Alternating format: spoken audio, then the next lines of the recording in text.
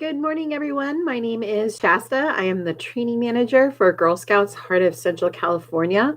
And I've been sharing my favorite stories on Tuesday mornings.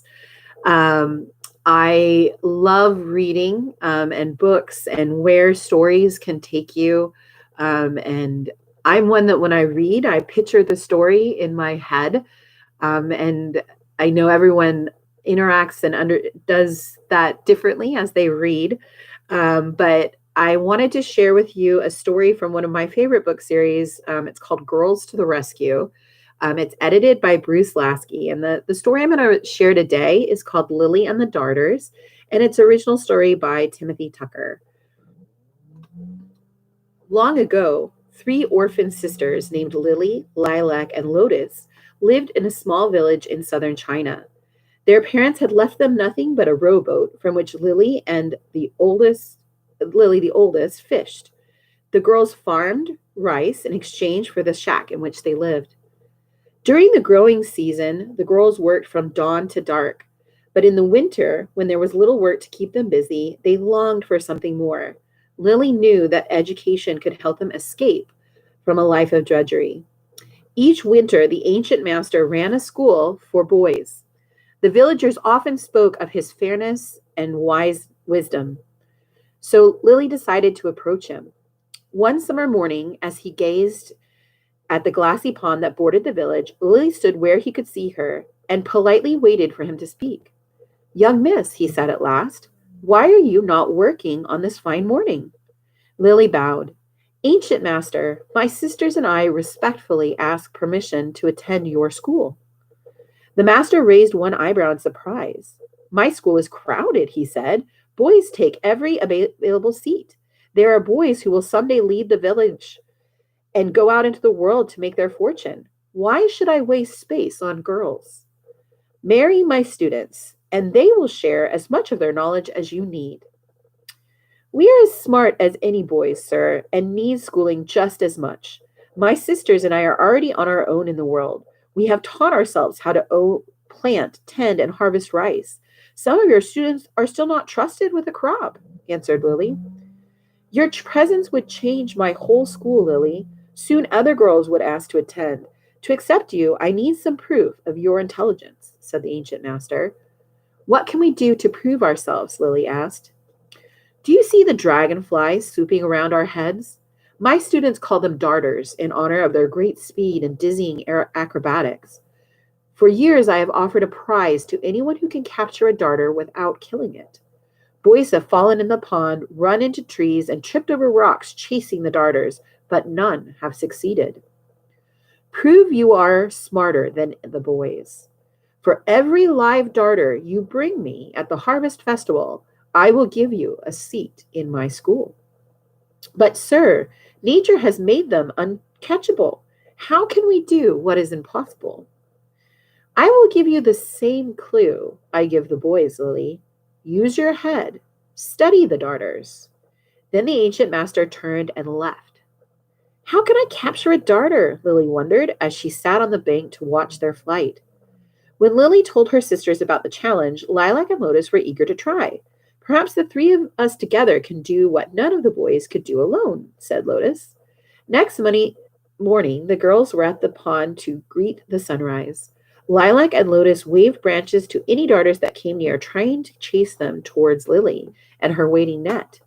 They raced around for half an hour and never came close to a capture. For several days, Lily watched the darters but made no further attempt to catch them. She noticed that they were all about the same size. She wondered why she never saw baby darters. One morning, the three girls were carrying buckets of water to the rice plants.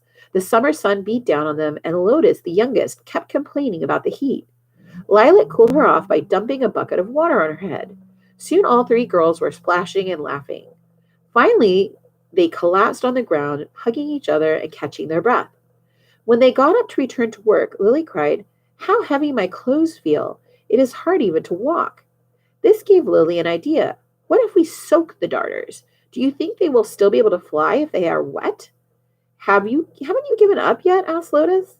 "Do you want to go to school?" Lily asked her sisters. When they nodded, she said, "Then you must help me." At dawn, an eager Lily and her sleepy sisters were standing on the shore of the pond, each holding a bucket of water. They formed a circle and threw water at any darter that flew inside it. The darters dodged every drop of water, and the girls only managed to soak each other.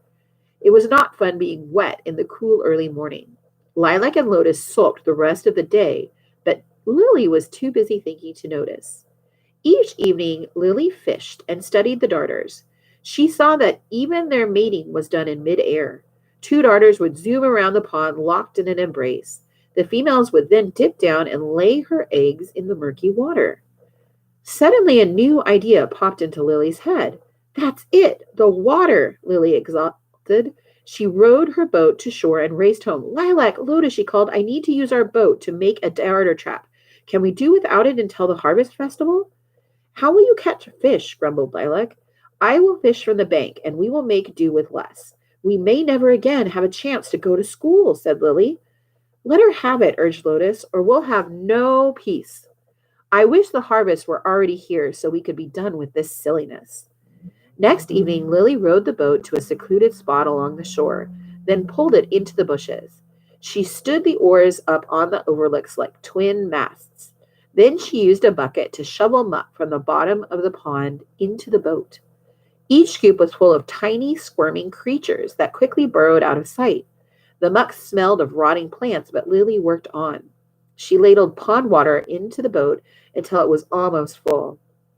Then Lily took her fishing net, carefully undid its knots, and reknotted it into a net so fine that even an insect could slip through the mesh. She draped the net over the oars, then stretched it to form a roof over the rowboat. Next, she fastened the net to the sides of the boat. Finally, Lily stood back and admired her finished work. She hoped her idea was sound. A week before the harvest festival, Lily visited the pond after a long day in the field. When she parted the bushes to examine her boat, she saw right away that something was different.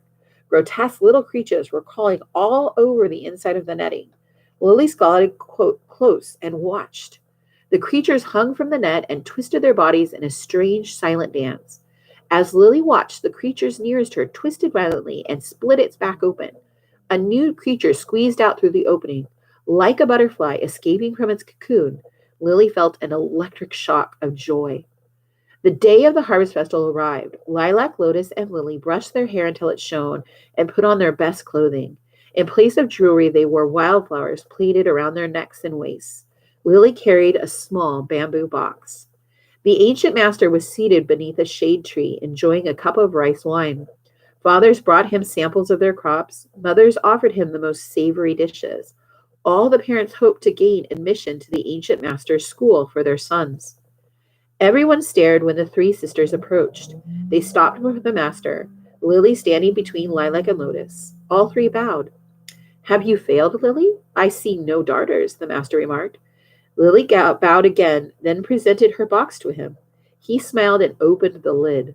Dozens of darters burst out and zipped among the villagers like silent fireworks. The crowd gasped in surprise when the ancient master rose and bowed to Lily. Tell us, please, how you succeeded when so many boys failed. Ancient master put a hand on Lily's shoulder and gently turned her to face the crowd. At first, we foolishly raced around, chasing the darters as others had before, Lily said. Several of the boys hung their heads. Then I remembered the ancient master's clue. I realized I'd have to use my head. Since I couldn't catch the adults, I captured the babies, which live in the pond. Then I waited for them to grow into darters. Lily and her sisters have proven that they deserve a chance to attend school, the ancient master announced. I promised Lily one seat for each darter she captured, so it seems she is entitled to my whole classroom. Thank you, ancient master, Lily responded. I want only 3 seats for myself and my sisters. Let the other darters save place for girls in future years who wish to attend. And from that day forth, the ancient master opened his school to anyone who showed a love for learning. I like this story because it shows how observation and cleverness really helped Lily to discover what she needed to solve this puzzle. I enjoy going out and observing nature, getting close down I sometimes will just lay on the grass on my belly to look at bugs or flowers from a different angle, and just trying to find new things to look at. I have a nephew who is 5, and that's his favorite thing to do. And I find that I'm doing it more and more as we spend time in our own backyard, exploring the world around us. You can, hone these skills of observation to really study the world around you and get into nature and observation. You can even start a journal or sketch. My sketches are not very good, but I do enjoy doing that. If you like getting out into nature and discovering things like Lily does, I recommend checking out the citizen scientist journey. Not only do you get to go out and practice your powers of observation, but you can get on and see what citizen science projects are going. These are where scientists need help from everyday people to take pictures of clouds or bugs, or to help with counting birds that you see. And so if it's something, the power of observation and studying things is something that you enjoy, check out the citizen science journey and citizen scientist projects that are going on in your community. Thank you, and have a wonderful day.